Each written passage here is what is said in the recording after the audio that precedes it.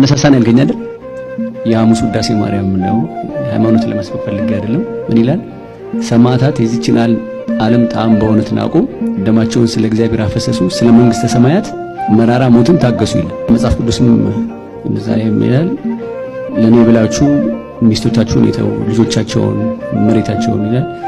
በዚህም በዛም መቶ እጥፍ የዘላለም ሕይወት ደግሞ የአቡነ ተክለ ሃይማኖት እንትን ምስል ላይ እሳቸው በአንድ እግራቸው እንትን እያደረጉ ጸሎት እያደረጉ ከላይ አክሊሎች አሉ፣ ወደ 9 ናቸው የሚሆኑ።